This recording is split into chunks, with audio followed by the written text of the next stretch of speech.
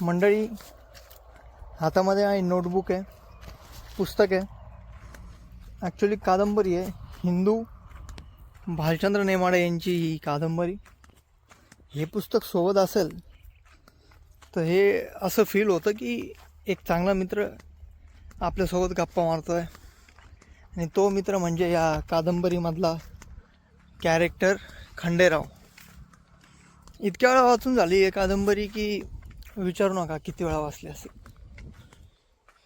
पण असं बोर होत नाही. एक मित्रासारखी ती कादंबरी नेहमी माझ्यासोबत असते. आज मळ्यात आलो आहे. फार असं विशेष काम नाही आज शेतामध्ये.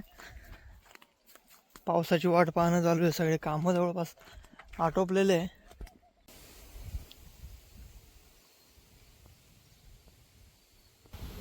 असा नावा ग सजना, असा नावा ग सजना, या श्रावणाच्या धारा, झाडामधून वाजतो गोड बासरीचा वारा.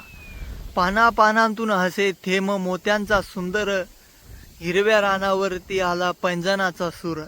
ऊन पावसाचा खेळ कसा नाभात चालला, सोनियाचा रंग पहा शिवारामध्ये आला. नादो महानोर यांची ही कविता. मित्रांनो, जरा विचार करा, जेव्हा कडक उन्हाळ्यानंतर पहिला पाऊस पडतो तेव्हा मातीचा तो सुगंध आणि निसर्गाचा तो बदललेला रंग आपल्याला एक वेगळ्याच दुनियेत घेऊन जातो. खरं आहे की नाही? कवी नादो महानोर यांनी त्यांच्या सुंदर कवितेतून नेमका हाच अनुभव आपल्यासमोर जिवंत केलाय. कवी म्हणतात, असा नावा ग सजना, या श्रावणाच्या धारा, जेव्हा पावसाच्या सरी कोसळू लागतात तेव्हा संपूर्ण निसर्ग जणू स्वच्छ वाहून न्हाऊन निघतो. झाडांच्या पानामधून वाहणारा वारा हा नुसता वारा राहत नाही, तो एखाद्या बासरीच्या गोड सुरांसारखा वाटू लागतो. निसर्गाचं हे संगीत आपल्याला शांत करतं, मनाला उभारी देतं.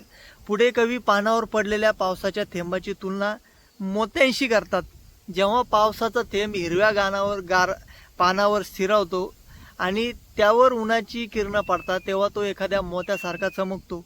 निसर्गाने जणू हिरवागार शालू पांघरला आहे आणि पावसाच्या पडणाऱ्या थेंबाचा आवाज म्हणजे जणू निसर्गाच्या पायातील पैंजनाचा छुमछुमणारा जो काय आहे तो सूर आहे. आता पाऊस आणि उन्हाचा तर आपण सगळ्यांनीच पाहिलेला असतो हा खेळ. एका बाजूला पाऊस पडत असतो आणि दुसऱ्या बाजूला सोनेरी ऊन पडलेलं असतं. या ऊन पावसाच्या खेळामुळे संपूर्ण शिवारात शेतामध्ये एक सोनेरी आभा पसरते. नादो महानोर यांच्या या कवितेचं हे सौंदर्य आहे. निसर्ग हा फक्त पाहायला सुंदर नसतो, तर तो अनुभवता येतो. या निसर्गातील झाडं, वारा, पाणी आणि माती या सगळ्यात एक लय आहे, एक जीवन आहे. आपण रोजच्या घाईगडबडीत या लहान सहान गोष्टीकडे पाहायला विसरतो, पण जेव्हा आपण निसर्गाच्या कुशीत जाऊन 2 क्षण थांबतो तेव्हा समजतं की या निसर्गाने आपल्याला किती अप्रतिम सौंदर्य बहाल केलं आहे. म्हणूनच जेव्हा कधी संधी मिळेल तेव्हा या निसर्गाचा, त्याच्या या गोड संगीताचा नक्की आनंद घ्या. मराठी भाषा, मराठी साहित्य, मराठी शब्द, तुकाराम गाथा, ज्ञानेश्वरी, त्यानंतर काय काय मराठी भाषेमध्ये इतकं अप्रतिम लिखाण आहे, इतकी जटिलता आहे, इतकी प्रगल्भता आहे. काय संस्कृती आहे आपली महाराष्ट्राची, ही कृषी संस्कृती हजारो वर्षापासून चालत आलेली. हे आपले मराठी शब्द, हे वातावरण मराठी, याच्या थोडक्यात म्हणजे प्रेमातच पडत जातं माणूस दररोज, असं आपल्याला म्हणता येईल. सलाम आहे या मराठी संस्कृतीला.